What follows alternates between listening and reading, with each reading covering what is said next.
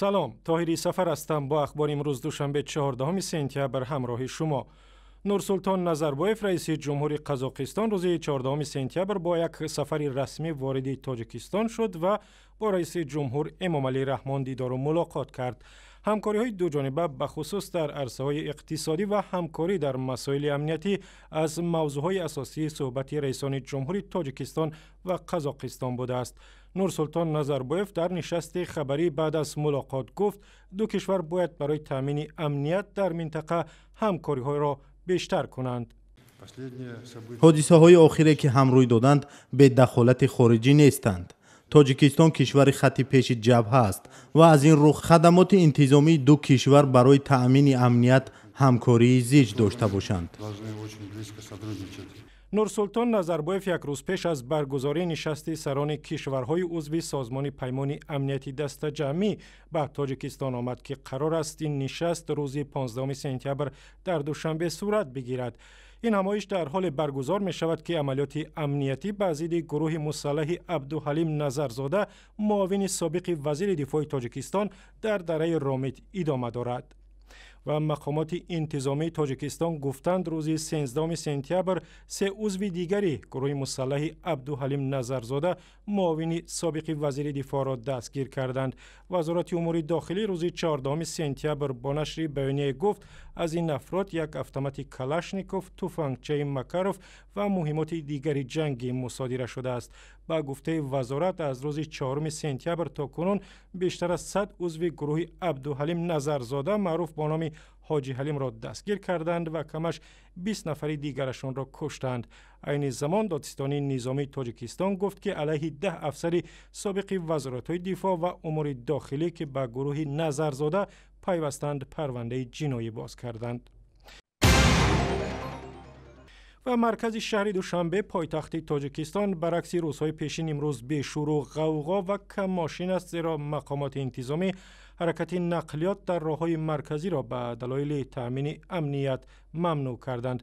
مقامات از ساکنان پایتخت خواستند برای رسیدن به محل کار یا تحصیل از راههای کنار شهر استفاده برند، ولی آنهایی که در محله‌های مرکزی پایتخت کار میکنند مجبورند از 1 تا 2 کیلومتر را پیاده طی کنند و به محل کارشان برسند. حمله در آستانه نشست سازمان پیمان امنیت دست جمعی به شهرهای دوشنبه و وحدت به رهبری عبدالحلیم نظرزاده معاون سابق وزیر دفاع مقامات تاجیکستان را مجبور کرد راههای اساسی شهر را ببندند و تدابیر سختی امنیتی را عملی کنند. شام 12 سپتامبر در شهر همبورگ آلمان مراسم تقدیم جایزه‌های بیگ اپل میوزیک اواردز 2015 برگزار شد. در این مراسم در برابر ستاره‌های معروف پاپ ایران و افغانستان و قفقاز و کشورهای عربی، سه آوازخوان تاجیک شبنم سوریا، فرزانه خورشید و فریدون خورشید نیز صاحب جایزه‌های بیگ اپل میوزیک اواردز شدند.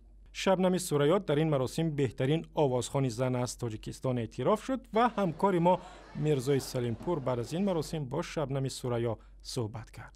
جایزه مبارک باشه. تشکر زیاد، زنده باشین. این جایزه برای شما چه معنا داره؟ چون سال اول نیست که سزاوار میشه به بیگ اپ. راستی گپ هر دفعه که من این جایزه را میگیرم راستی برای من یک هم فخر است، هم بسیار خرسند میشم راستی هر دفعه.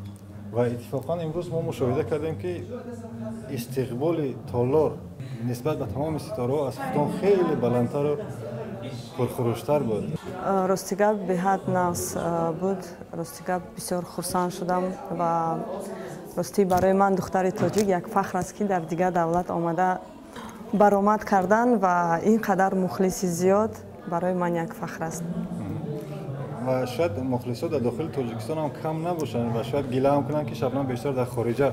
البته همیشه هر هنرمند از تاجیک خودش آبرو میگیره، بله، و راستی گپ در تاجیکستان هم زیاد است، اما وقتی که بیرون از تاجیکستان هم راستی گپ میروم مخلصان خود را میبینم به حد شاد میشوم. خدا با شکر. سلامت باشید. مثلا در این آینده های نزدیک از شما چه کارهایی نوی مخلص ها باید منتظر باشن؟ یکان آلبوم نوی، ترانه های نوی یا کنسرتی نوی؟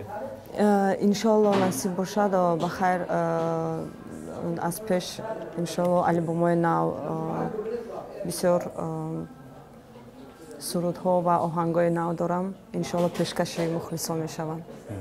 فکر کنسرت نوی هم در نظر داره، چون کنسرت سال گذشته تو همراه با آقای سریا و با فرزانه خیلی بین مردم محبوب شده بود. بله البته چرا نه، انشالله که تیاری ها هست برای کنسرت و انشالله که به زودی برپا می شود. شورای علمای تاجیکستان اعلان کرد که عید قربان در کشور روز 24 سپتامبر تجلیل می شود. سید مکرم عبدالقادرزاده رئیس شورای علمای مرکز اسلامی تاجیکستان در مسجد مرکزی دوشنبه ضمن اعلان تاریخ تجلیل عید قربان گفت که نماز عید در تمام مساجد تاجیکستان ساعت 7 صبح برگزار می شود. عید قربان یکی از دو عید مسلمان هاست و آن را هر سال در روز 10 ذوالحجه یعنی بعد از 2 ماه و 10 روز عید فطر تجلیل می کنند. عید قربان در تاجیکستان از سال 1991 به این سو رسما تجلیل می شود و این روز تعطیل اعلان شده است.